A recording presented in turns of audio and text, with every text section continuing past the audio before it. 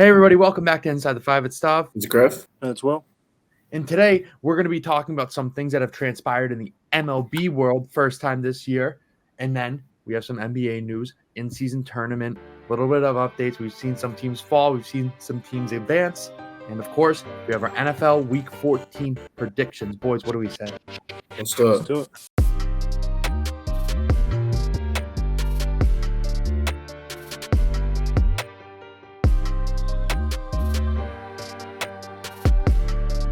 Hey everybody, welcome back to Inside the Five. We're getting things started with a little bit of news from the MLB world, starting with our beloved Boston Red Sox trading away corner outfielder Alex Verdugo to the New York Yankees for some pitching prospects. And this kind of was an unexpected move.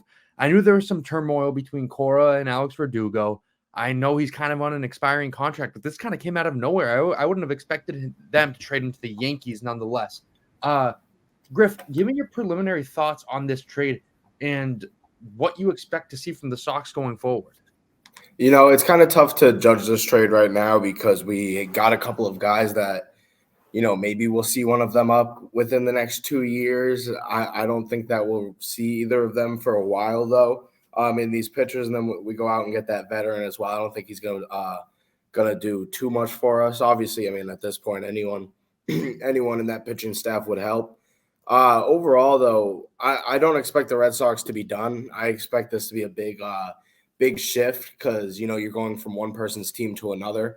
So Breslow's going to go out there and make the moves that he thinks are going to be the best for this ball club going forward. And I bet that Alex Cora is playing a large role in the restructure of this team. I think that they're going to try to kind of spearhead this. And honestly, if you look at it from that way, then it should be no surprise that Alex Verdugo is essentially the first one out the door. This is a sign that Alex Cora definitely has a lot of influence under this new operation. And we're going to go out there. We just made another move again just a few moments ago. It was at 450. We acquired Justin Slatton from the Mets. He's a double-A or triple-A guy.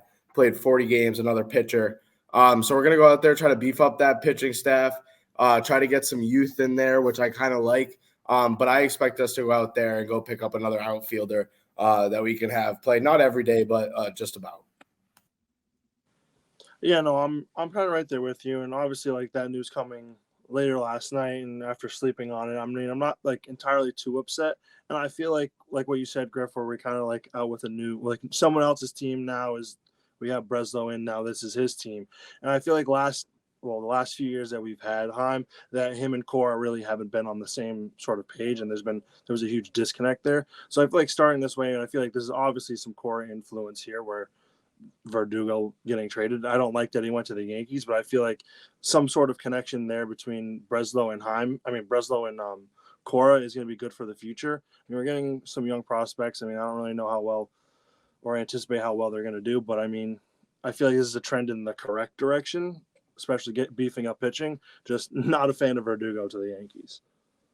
Yeah, speaking of the Yankees, as of an hour ago, the most recent update on Juan Soto, superstar from the Padres, the pen is all but hit the paper with that.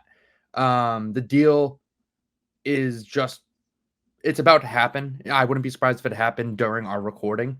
And the Padres are going to end up sending Juan Soto and Trent Grisham to the Yankees for minor league players.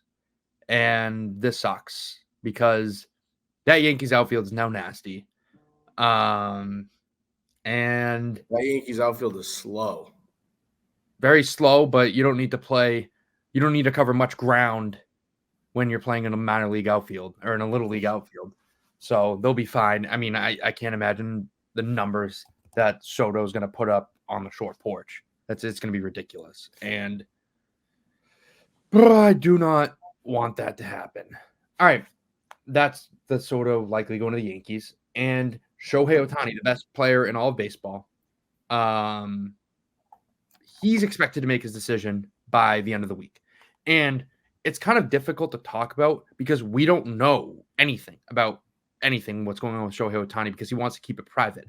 The only thing that we know is that he met with the Dodgers, and that means he's not going to sign with the Dodgers because they just I don't know if you guys saw that interview, but Dave Roberts went in a press conference. He was talking to Dodgers reporters and was like, yeah, we met with Shohei Ohtani. He thought it went well, blah, blah, blah, blah. And then he looks down at his phone probably like 2 minutes later. He goes like ghost facing and then leaves. He's probably getting reamed a new one because Shohei, for those who don't know, his one principle for this entire negotiation process was, I do not want it to be leaked where I go. And the Dodgers leaked it. So shame on Dave Roberts. That's literally the one thing he had to do was not talk about it, and he did. So we know he's not going to the Dodgers if Shohei's a man of his word. That's good. Rumors, the Cubs, Blue Jays, Rangers, teams like that, but also really wouldn't surprise me if he ended up going back to the Angels. So I don't know. I mean, where do you guys think he's going to end up? I mean, it's so tough. I want to say Red Sox because, I mean, speaking further on, like Yoshinobu Yamamoto is going to be like potentially signing with us, hopefully. So I mean, we're just like hopefully gathering Team Japan for us. But I mean, like I've heard the Blue Jays a lot, and I feel like the Blue Jays is kind of scary. And not that they're like nasty, but like having to face him more than any other time that we would normally have to face him just scares me, or even going to anyone else in our division. But the fact that he's been leaked to so many other teams, I feel like some sneaky team is going to swipe in and grab him that we don't even know about yet. I really have no clue. I've been pretty set on this for a while now. I'm pretty confident that he's going to the Dodgers, and even with that stuff going on, I think that the Dodgers are the only team that has more than enough money to pay him. I think that they could pay him and still, go out and sign another guy. They have an insane amount of money right now. They got rid of a few of those big those big salary hitters that didn't produce that much for that team. And at the end of the day, I feel like Shohei wants to play on the West Coast. If it's not going to be for the Angels, it might as well just be for the Dodgers in that big market over there. People were talking about the Mets. People were talking about how he wants to play with some Japanese teammates. And it's kind of tough to hint any other teams, especially with how private he's been trying to keep it. I feel like at this point you can assume that he's met with the Red Sox. I'm not sure how far they've gotten on him, because if you want to line up our timeline with hiring a new president of baseball operations and going on through this whole thing, and then we just moved Verdugo, I don't know how confident we should feel. I don't think we should feel confident at all. I think that, if he decides by the end of the week, I think it's going to be in Los Angeles. I think he either stays with the Angels or he goes to the Dodgers. Yeah, I think if he kind of took the route of other notable free agents where it's all publicized and we know everything, I feel like we could gauge a better opinion on the situation. We just have no idea what's going on. And we kind of spoke about this as well with Yoshinobu Yamamoto. The Red Sox made him their top priority right now, or something along those lines. And to be honest, if what we expect is true with Juan Soto going to the Yankees, the Red Sox need to make a splash, and Craig Breslow needs to make a splash, because we are impatient right now as a fan base. We are kind of on edge. We're like, okay, we got rid of Heim, and we're in this weird territory right now where we have so much money to spend, especially after the Alex Verdugo departure. We have like somewhere around $60 million before we even get to the luxury tax. And it's just like, all right, we need something to be excited about. And they haven't delivered about that yet. I mean, we've just gotten mid relievers. Depth is always good, but we need to kind of we need to be excited for something. And I think that Yoshinobu Yamamoto would be the perfect piece to bolster this Red Sox starting rotation. And I think it's a necessity for the Red Sox. And if they don't get him, and if he goes somewhere else, like if he goes to the Yankees, nightmare scenario, might as well just look forward to 2025. Yeah, and I've heard some conversations about him going to the Mets, and they're always in on the pitching prospects. And I heard that a deal for this guy could be worth up to $300 million. Big prospect out of Japan, 25 years old, with a big arm, and he's been putting up numbers in pro ball over there for a few years now. I always just get a little nervous where if this is a move, like, why not try to get it done? If we're going to go after Shohei, if we're going to go right back to this guy, and Shohei wants to play with his teammates, how about that? That's a trifecta right there. All three of those guys played in the same team in Japan. Yeah. I mean, And what was that, 4 or 5 years ago, 6 years ago now? They're all. I mean, Yamamoto may have not been on the team, but he's on that Buffalo's team. I know for a fact that he played with Masataka Yoshida over there, and I know that Yoshida played with Shohei over there, but I don't know how the timeline works with the other two. So, I mean, who knows? Who knows what the Red Sox could do after this Verdugo trade? I wasn't really expecting him to go to the Yankees. Kind of like a Jacoby Ellsbury move, if you guys remember that back in the day. But the one thing this is the one thing I forgot to talk about with Verdugo. All I can ever think about with Verdugo and the Yankees is how much he hates the fans over there. Yeah, I always every single time he was in Yankee Stadium, he fought the fans there. Yeah, and they would throw shit at him too. I don't know. It's a weird dynamic. I feel like that's the case a lot of the times with the players. They're gonna fall in love with them. Yeah, they will. And it's just like your casual Yankees fan shit, the delusional people who they'll absolutely berate a guy. They'll absolutely throw shit at him, literally assault him, and then pretend that none of that happened. All right. Let's switch courses here. We're going to talk about the NBA now. And the in-season tournament is fully underway. And we'll start it off, obviously, with the Pacers eliminating the Celtics. Will, you did not predict the over-under correctly in this game. No, he didn't. No, I did not. I was not ready for that to happen either, taking a loss there. Took a very unfortunate one. Yeah, it just felt like the Celtics were playing with their food. I feel like they had so many opportunities to kind of put this game away or to take an insurmountable lead, and they just kept letting the Pacers back into it with stupid turnovers. It's the same shit every single loss. We just turn the ball over, let opposing teams go on runs, don't call timeouts, and everything just switches up. Late game turnovers in the third quarter adjustments that aren't made are going to be the story of this Boston Celtics team until they can figure it out. I wasn't too fond either of for some odd, I don't really understand why we kind of strayed away from having Holiday bring up the ball, but I remember for a good span of minutes during that game, Holiday immediately right after a rebound was out, not even fast breakout, he was just camping on the wing and just doing his thing there, and Tatum or JB brought up the ball. Granted, JB had a hell of a game; he did his thing, but I mean, we had very stupid turnovers. Drew Holiday had some pretty questionable passes made, but I thought really the whole point of getting someone like Drew is to kind of command our offense in a way of allowing JB and JT to find themselves open and kind of being able to work on their own game, not kind of how we were doing it last year with Smart. The game against the Pacers felt like we had Marcus Smart.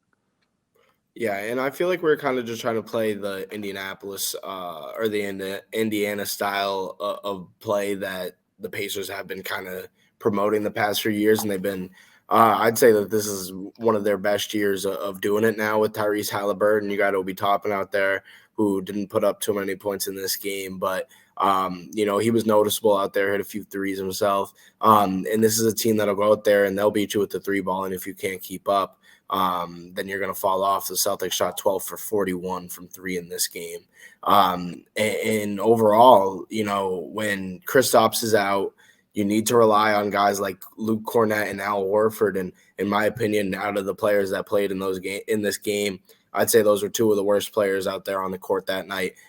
It's Al Horford is great for us, and he's great depending on the matchup. But when you're playing a high-paced team, especially a team in Indiana who essentially only has one center in Miles Turner, and then after that, I don't think they have any centers, even coming off the bench. I think their only other center, one sec, let me look. They have one more. It's Oscar Tshiebwe, who hasn't played. Everybody remembers him from Kentucky. But, he's just not a great fit out there. And Kristaps would have been great against the Pacers. But then when you don't have him and you only have Horford and Cornett to go up against a fast-paced team, that's something that makes me a little bit nervous. We talk pretty much every episode about how we might need to go out and make a move for a big man. But going up against the Pacers, that's a team that I need to look out for in the East, those fast-paced teams. Yeah, I feel like if both Brown and Tatum score 30 points, you cannot lose that game. You cannot afford to lose that game because it's one of the rare times that they both have really good games. And I mean, Jason Tatum almost had a triple-double. He was 4 assists shy. Jaylen Brown doesn't get it. He's basically Michael Porter Jr. He ended up fouling out of this game, but that was late on. But I'll continue to harp on this point. Sam Hauser has been our most reliable player off the bench. We all expected it to be Peyton Pritchard. Peyton Pritchard is yet to kind of make that next step that Sam Hauser has. And I'm sick of the Luke Cornett experiment. I really am. And I think that I think Brad Stevens is as well. Because literally right after they lost this game, I think Shams tweeted it out that the Celtics are expected to make moves until the deadline. And I think that Brad Stevens is probably one who leaked that. Probably maybe to light a fire under the teams that whatever it may be. But certain guys are probably on the way out. And it really doesn't make sense to me why guys like O'Shea Brissett and Lamar Stevens don't get runs in these types of games where I think that they would thrive. When you're O'Shea running. Brissett, I mean, that's a revenge game right there. That's a revenge game right there. And O'Shea Brissett has provided very quality minutes. Yeah. Aaron Neesmith, I mean, you want to talk about a guy that we should have kept. Yeah. I mean, that's a wing off the bench. You name me a wing that we have off the bench that can go out there and dunk that's not named Sam Hauser. I mean, Sam Hauser's been pretty impressive with what he's doing above the rim this season. But you get what I'm saying? Like, we don't have that athletic type body. Like, Neesmith would still be coming off the bench, and the two closest guys on our team to that are the two that you just named, in O'Shea Brissett and Lamar Stevens, who I think that could provide very quality minutes, and we just haven't seen much of them. It doesn't make any sense. I don't understand what these rotations are, but hates defensive guys. Hates defensive. Yeah, I don't know. It's like every team has guys who come up. Every other team I feel like has a 10-man rotation or close to it. We're sticking with an 8-man rotation. I feel like that's just not sustainable until like throughout playoffs too. Guys are going to get tired. And especially, I mean, we're going to have another guy coming back with Kristaps Porzingis probably later this week, who is going to be a huge boost to this team. But I think that this little skid that we went on and this loss in the in-season tournament kind of proves how important Kristaps Porzingis is to this team, especially with the low paint defense and the ability to stretch the 4 from the 5 position. So shout out Kristaps. Can't wait to see him back. Other news in the in-season tournament, the Pelicans eliminated the Kings. The Lakers eliminated the Suns. So now we have the Pelicans and the Lakers out in the Western bracket going to play in Vegas tomorrow night. And we have the Pacers facing the Bucks. And the Bucks eliminated the Knicks. And, boys, what do we think? Who's going to win this in-season tournament? Because what I have expected so far really hasn't come true. But we have the Lakers facing the Pelicans. And like I said, we have the Bucks facing the Knicks. Will, give me your prediction. I'm gonna go with the Pacers. I kind of like them. I mean, they got a big win against us. I mean, I felt like we had to been the favorite in this situation, just having the best team, obviously fully healthy, especially with Porzingis, who we didn't have. But I mean, the Pacers came out there and they played a very, very good game. They shot the 3 ball really well, and this type of offense, I mean, I'm not really seeing another team that can really keep up with it, especially if they make it past the Bucks. I mean, the Bucks haven't been really too impressive. They got to have someone to stop Giannis, but other than that, I mean, we have JT and JB, and they managed to beat us. I don't see why they can't manage to beat Giannis and move on to the finals. And I mean, even looking at the Lakers and the Pelicans, I mean, those are two just interesting teams this year of also battling injuries. If the Lakers manage to win that game, I could see the Pelicans just dropping points on them. Yeah, and I'm going to go a little bit different here. I'm going to go with the Lakers and the Bucks in the finals of these. And I think that we're going to see the introduction of the regular season merchants of these teams every year. That I'm going to throw the Heat in that category. I'm going to throw the Sixers in that category. Just those teams that'll never actually get the job done at the end of the season. They're going to be going for this. I think it's going to be Lakers, Bucks in the finals. And I think that the Lakers win it. I think that LeBron goes so try hard in Vegas this week, and the Lakers take home the in-season tournament. And if this was the Cavs, if this was the Heat, I think they'd hang a banner, but I think the Lakers have too many banners, so I'll give them their respect here. I wouldn't be surprised if LeBron hung it himself. He will in his house. He'll have it in his house. No one else will. All right, let's move on. My prediction as well, I have the Lakers winning this. I just think that the NBA wants LeBron to win the first ever in-season tournament so bad. All right. They're gonna NFL. name the in-season. Sorry, they're gonna name the in-season tournament like MVP award. They're gonna do it. Watch this. This is a call out. Like you know how they have the Final Four coming up this week. They're gonna do like an MVP of that, and then in like when LeBron retires, the MVP award is gonna be named after him. Clip this because I agree with that. All right, NFL Week 14. Our predictions. Just to preface this, Will, you are eliminated from the perfect over/under. The Texans went under. No jersey for you. However, Griff, you hit your lock of the week. And crazy, right? We'll get to lock of the week later. A long time. But the updated standings are a little bit interesting.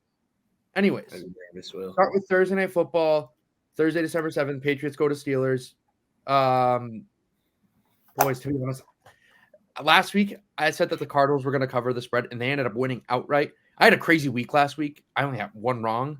What did I go? 11-1-1. You kidding? Yeah.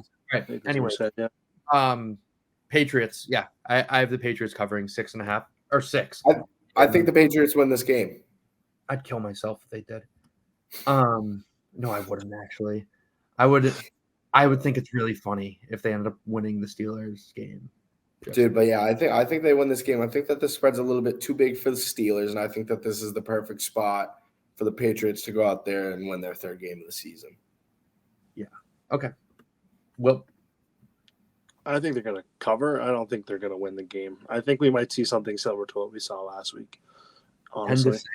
10-6 final score. Well, Belichick, he hasn't given up more than 10 points in a few weeks now. So I heard someone say that he's like proving that he's still got it to everybody else in the league by being like, hey, like I'll still stop your offense. I'm just trying to lose here. That's what I heard that's going on. It sure looked like it on Sunday. 6-0. That was game. All right. Hold on. Any baseball? Yeah, the Juan Soto trade is being okay. So here are the details of it.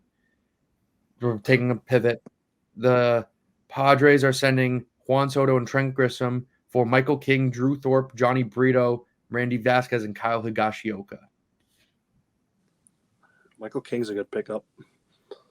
Yeah, he's like 40 years old. Yeah, Juan Soto is now a Yankee. All right, anyways, who cares? We're back to football. All right. Bucks at Falcons, pivoting to Sunday. Falcons are 2.5-point favorites, and this is an earthquake. We all have the Bucks. Will, tell us why.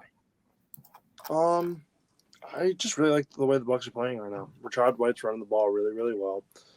I mean, they're also playing. This is a big divisional matchup for them. This is possibly this is the division for them. I mean, the Falcons are kind of making a little run here, so this is important for the Bucks. I think the Bucks need to make a statement here because they're in a questionable time too. Baker Mayfield's kind of playing well. They have an interesting team, a lot of players. I don't know where they're going to end up, especially with free agency at the end of the year. I think this is a good move for the Bucks, and well, not a good move. I think the Bucks are going to win this game.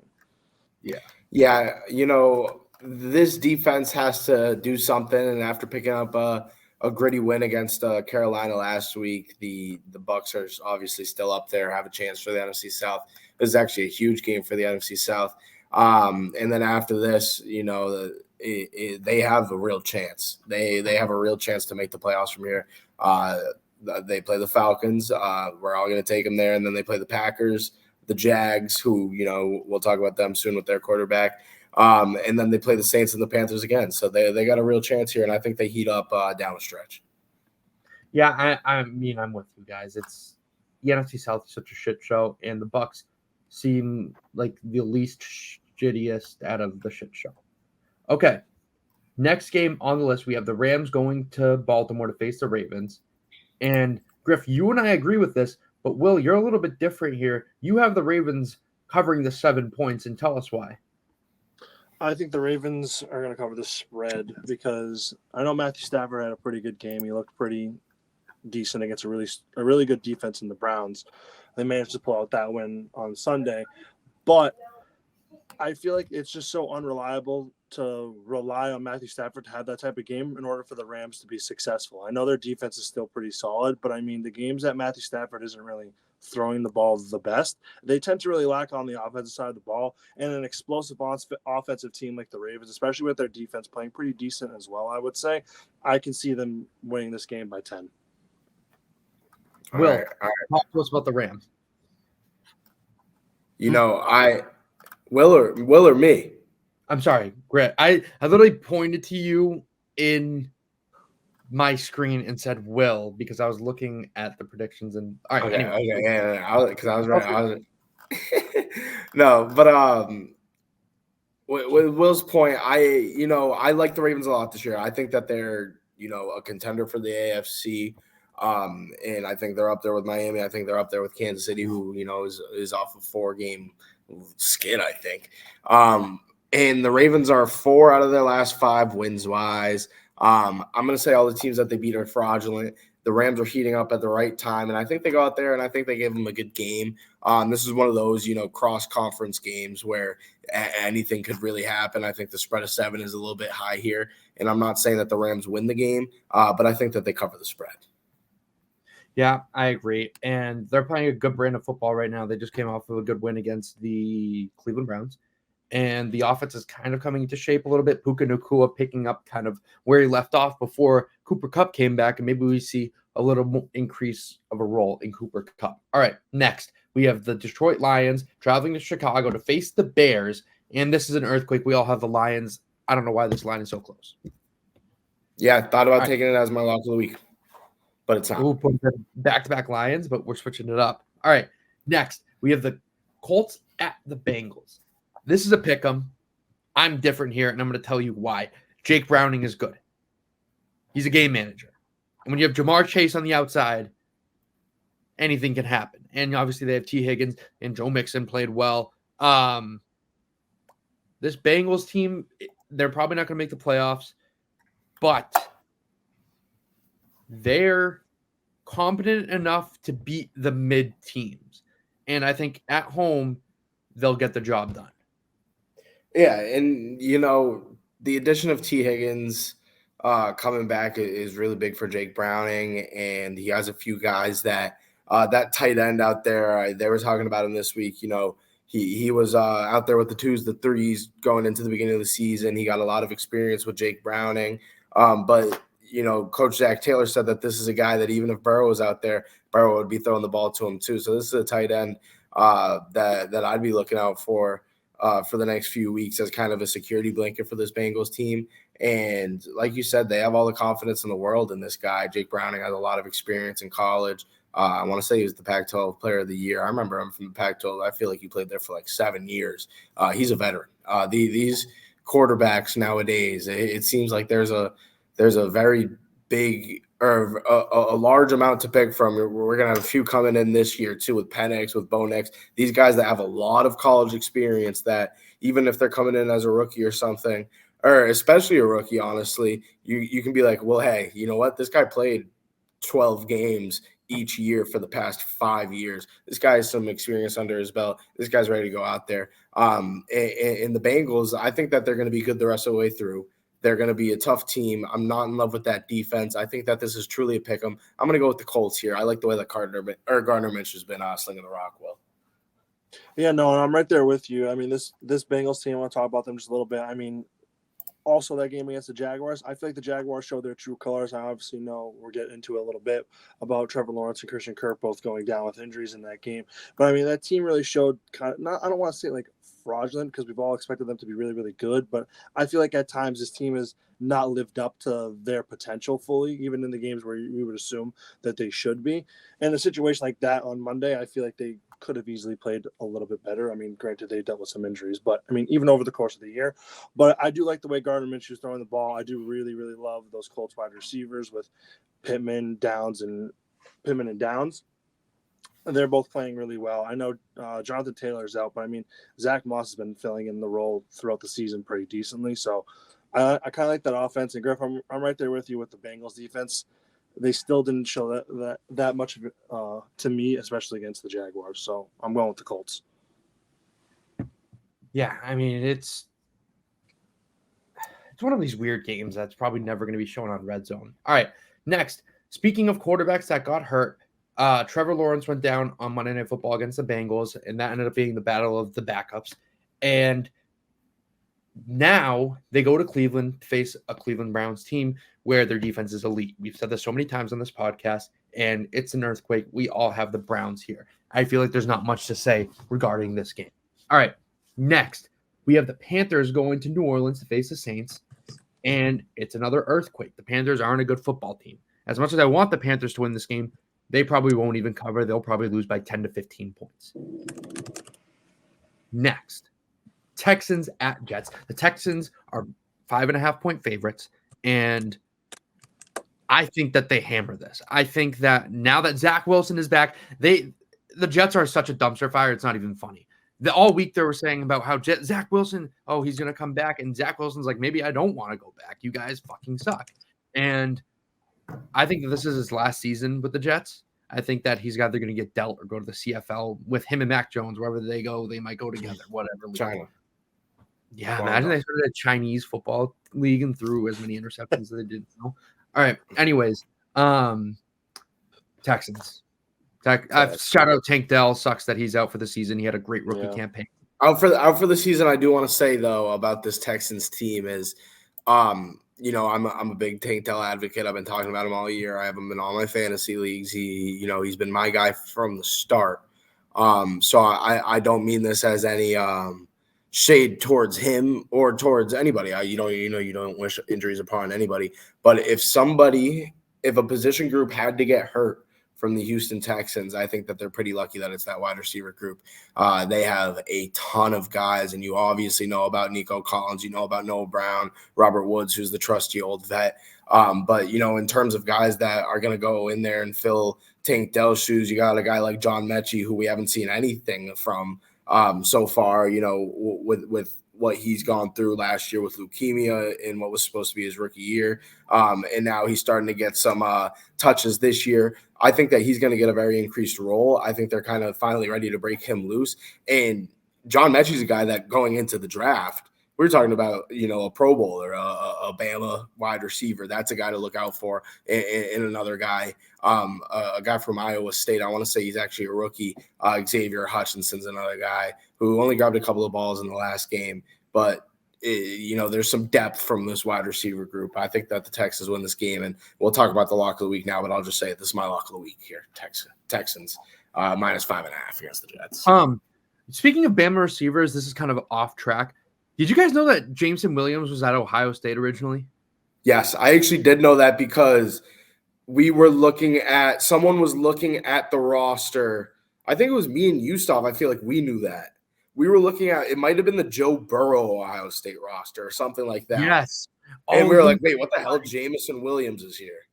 So that's funny. So last night. Well, yes, I did know that. I was with my boy Johnny, and we were looking at like the Mac Jones Alabama team, and then we looked at who's on that Ohio State team with Justin Fields, and Jameson Williams, he was, I don't know, I was like, I knew it, but it was still shocking to me, oh shit, he's on that team. Yeah. Funny enough. I mean, John Mechie, obviously an Alabama receiver who won a national championship with the Crimson Tide. All right, moving on. We have the Minnesota Vikings traveling to Vegas to face the Raiders, and Justin Jefferson is back.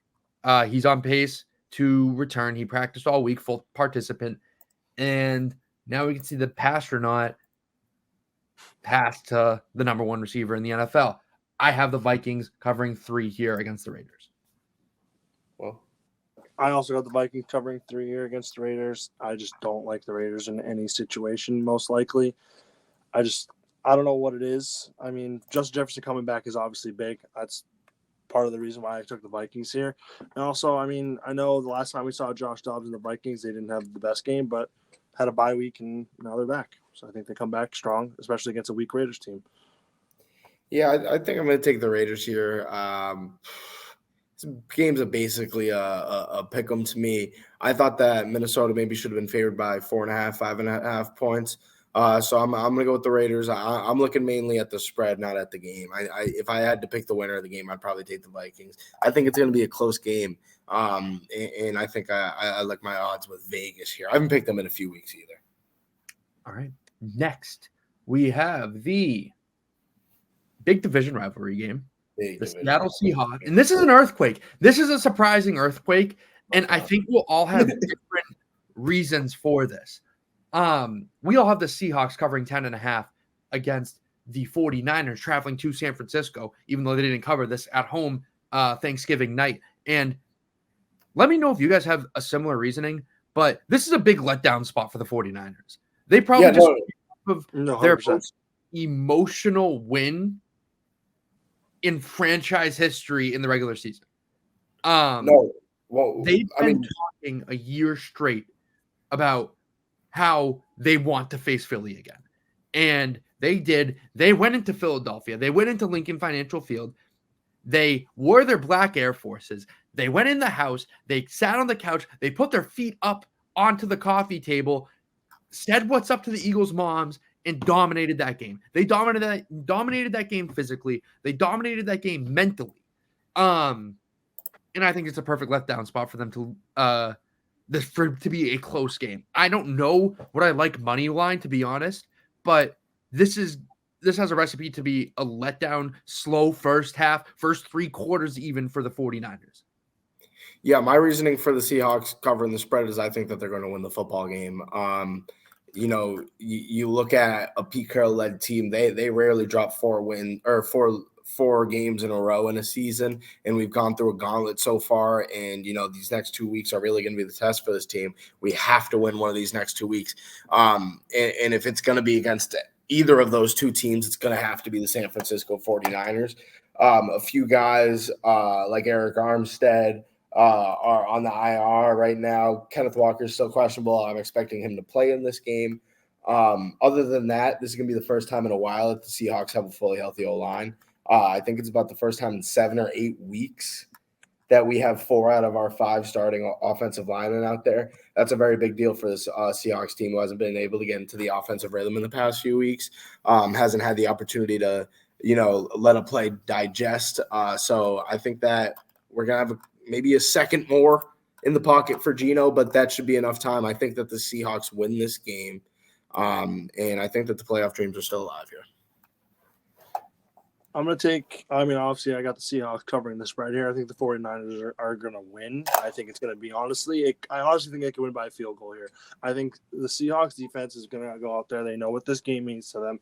It's very, very important. They're going to play a good defensive game. And also, I'm with you there, Staub. I think it's a very big letdown scenario for the 49ers coming off probably the most emotional victory that they've ever had. Also, just this team in general having such high emotions in a regular season game is just – I feel like it's a lot to contain at this time of year. Like, it was essentially a playoff environment, like, even though the score didn't look like a playoff game. Yeah, as simple as that. Dude, did you guys see what David Carr was saying? I don't want to talk about the Eagles right now. We'll get to the Eagles probably for the game of the week on Sunday Night Football. He said that Mariota would be he's a better starter than Jalen Hurts. Like that David Carr said that. Yeah. Like that's clearly just like clickbait, and it pisses me off how he still has a credential. That's like who else I hate, who I think is very similar, who I actually think is the exact same person on the baseball side. Can you guess? Ben Verlander. Oh yeah. That's a fucking loser. Yeah. That guy's a Looney Tune. Yeah. All he talks about is Shohei Ohtani, and then if something happens to his brother, he like writes a blog about how his brother is like the greatest pitcher of all time. Yeah, it's annoying. I don't know how some of these guys have credentials, but enough calling out about David Carr. We're going to talk about the Bills going to Kansas City to face the Chiefs, and why do the Chiefs only have these hard games at home? Like, the NFL loves the Chiefs so much, and there's no way that they lose 2 in a row. I have the Chiefs here. I'm going with you with the Chiefs. I really like the Bills just suck, and like I think this is where the blow up happens.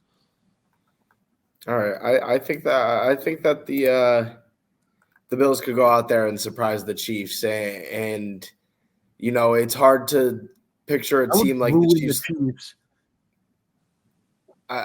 I'm so I have 5 losses to this team, and they still are in there for the playoffs, obviously in the West.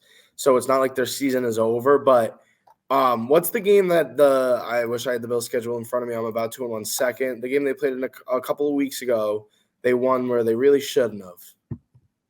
I mean, Or no, it was the Eagles game where they went to OT where they really shouldn't have. I think they go out there and they pull one out against the Chiefs this week. And I don't have too high hopes for the Bills so far, but I think that they could play spoiler to any team this season. Yeah, they're not even in the playoffs as of right now. Yeah. Can you guys explain this to me? Speaking of the playoffs, I don't know if you can. How are the Steelers in the playoffs right now? And the Texans on the outside looking in, even though they have the same record, and the Texans have the head-to-head matchup. I think it's divisional. I don't think it's head-to-head. I think it's your divisional record, and then it's head-to-head. The Texans have a good head-to-head or divisional record. I don't know. I think that loss to the Jaguars might have screwed them over there. Yeah. Didn't they also lose to, like, the Colts early in the year? Mm-hmm. They did. Yeah. I think Anthony Richardson beat them when he was. I forgot about Anthony Richardson. Anthony Richardson beat them in like week 2. Yeah. Anthony Richardson's going to be good when he comes back. The Colts are going to be good. Another reminder. Remind me to bet the Colts division next year. Anthony Richardson comeback player of the year. Yes. Okay. Instead of all right. Reminder: a year from now, Anthony Richardson comeback player of the year. Not a year from now. No. Like next year. Next NFL season. Next once odds come out, like we're all betting it. Yeah. August 13th. Will, what are your 3 reminders that you got to remind us? I actually have them. I have next year Thanksgiving to bet Zay Flowers 2 touchdowns. 2 touchdowns. I also have one, I believe. You believe? To do a ladder challenge at the beginning of the year. I have that set on January 5th. Yep, for the playoffs. And now on month from now. Month from today, basically. And now we have Anthony Richardson. Yep. Comeback player of the year. August 13th. August 13th. I like that. That's like a week before the season, right? Yeah. Or no, that's like that's still like we got some time there. It's not even September. Yeah. August 13th. All right. Next game on the list, we have the Broncos facing the Chargers. Chargers 2.5-point favorites. I love the Broncos in this. I was close to making this my lock of the week. Yeah, no, I kind of feel like the Broncos are what the Chargers are supposed to be this year. I feel like the Broncos are kind of playing like the Chargers of the past few years where they string together some wins. Like, they went on a crazy streak. The Packers, the Chiefs, the Bills, the Vikings, the Browns, and then you go ahead, lose to the Texans. I think they go out, they beat the Chargers this week, and then I could see them losing to the Lions next week, and then I could see them losing to the Patriots. I'm going to be a big fan of the Patriots going down the stretch of this season, by the way. I think they're going to get a few more wins by the end. That makes one of us. All right. We're all with you. I like the Broncos here. Not much to say. All right. Game of the week. Eagles going to Dallas to face the Cowboys. I'm actually so fucking excited for this game. Shout out Griff. He picked a perfect jersey for me. It's hanging on the wall in the spot that I said I would hang it. I will be repping this jersey on Sunday night when the Dallas Cowboys beat the fuck out of the Philadelphia Eagles. Cowboys spread. I love it. Dak Prescott playing at an MVP level. CeeDee Lamb proving why he's a top 5 receiver in the NFL, and that defense is flying around. We're going to see Micah Parsons make some plays. We're going to see Stephon Gilmore get an interception, and we're going to see Deron Bland probably get cooked by A.J. Brown, but that's besides the point. Cowboys -3.5. This is going to be a shootout. Yeah, you hope this is a game where the over hits, and I would guess that it does, right? The over-under set at 51.5. Maybe 4 touchdowns each way would be real nice. The Eagles' defense is real good, though. Battling some injuries. The Cowboys' defense has really stepped up. I'm going to take the Eagles in this game. I'm going to be a little bit different here. I think that there's a couple things that I'm thinking of. Dak still hasn't gone out there and thrown 2 picks. And Jalen Hurts, I think that this is a game like – what was the game I always reference where the Dolphins game where he had 3 tush pushes on the same drive, 2 for a first down, 1 for a touchdown late in that third quarter. Early in the fourth, actually, late in the third, going into the fourth. And it was kind of like, all right, like what the hell are they going to do about this? Like absolutely nothing. I think it's going to be a hard-nosed game. I think it's going to be a great divisional matchup. I'm going to take the Eagles here. Eagles played the 49ers last week, had a very emotional loss. Essentially, the 49ers came in, kicked their shit in, and left with a lot of pride on the back of their shoulders right there. Then the Eagles got to go in to AT&T Stadium, Jerry's World, the following week, this Sunday night, to go try to beat the Cowboys who haven't lost at home, and I don't see it fucking happening. Cowboys -3, Cowboys winning the game by a touchdown. I love the Cowboys in the situation. Dak Prescott's going to go out there and throw for 4 touchdowns. They're going to kill him. I actually think the Eagles, this is going to be a game where we're going to question the fact of, are the Eagles legitimate going further on in the season? And I think this is where the Cowboys championship tape is going to be made. All right. Next. Boy, we've got a doubleheader on Monday Night Football, and I love it. I wish that they did more of this, but it's really two not great matchups. We're going to start with Tennessee going to Miami to face the Dolphins. The Dolphins are 13.5-point favorites. The Dolphins always cover these big spreads. That was my lock of the week last week. I'm pretty sure I've done that twice this year. This is probably their 5th big spread, and they're going to cover 13.5 Dolphins. Yep. Thought about taking it for my lock of the week too. Yeah, I mean, it's right there for the taking. All right, next. Packers. The Green Bay fucking Packers. I knew that they were going to win last week against the Chiefs. I fucking called it. I would have hit a $20 parlay for $2,000 if Louisville won their ACC championship game. They should have won that game. They should have won that game. Yeah, bullshit. The parlay was Alabama. This is all money line.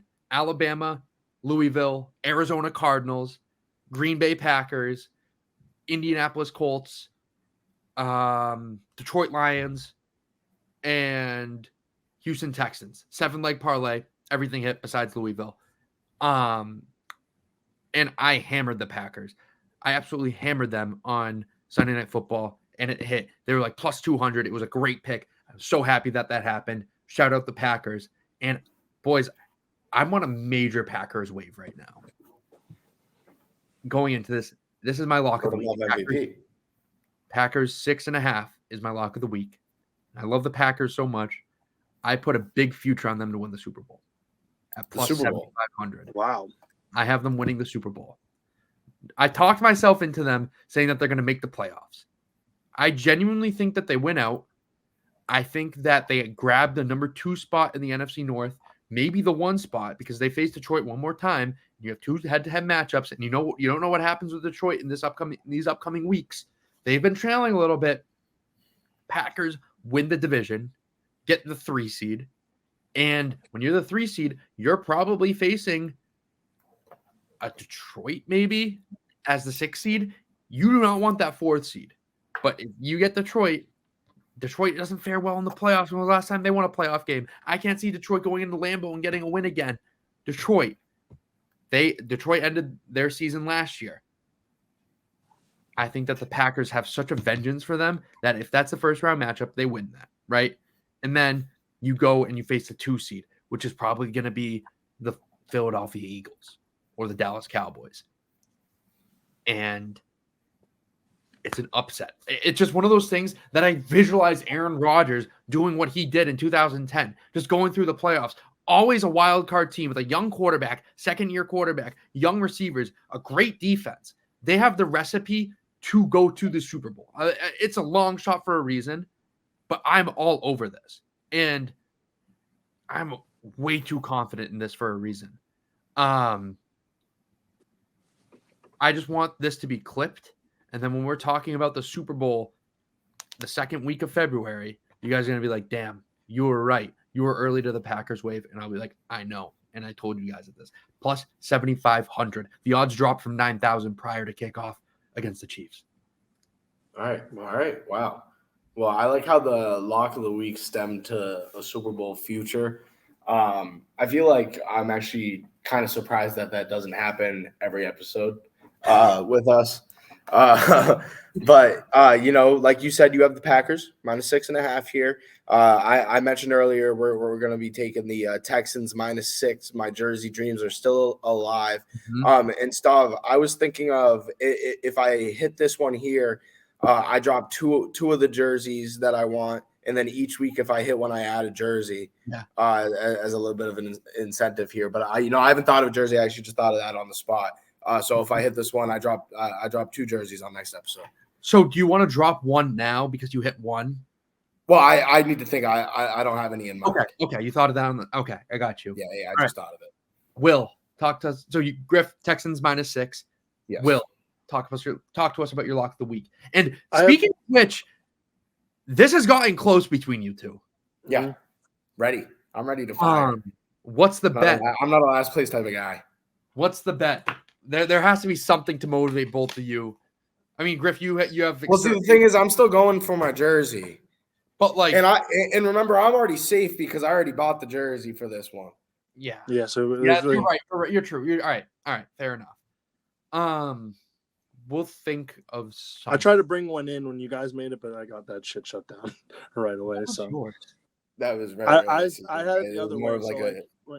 It was that same episode. But if I happened to beat both of you guys out, or if I beat one of you guys out, then I would have won one. It was something like that. Yeah, no, that I think you're right with that, and we shut that down. I was on that. I was on one that episode. I was just strictly you were accused Stav of roasting me or something. No, the whole intent. The whole time I knew I was just gonna try to get it into that jersey bet. So I had my mind pretty set up. Yeah, you did before the episode even started. Yeah, you did the intro, and I'm like, all right, boys, we're gonna get things started with whatever we started it with. What? You just ignored the entire intro? You just break something? Yeah, I know. Yeah, you were out for blood that episode. I was I was sitting there confused. I'm like, what the fuck? Because I always start off the episodes if I do the second intro opening. If I do the opening, I start it the same way. And then I sat there after you called me. I'm like, what the fuck did I do? And then it turned into a jersey. All right, Will, talk about your lock of the week.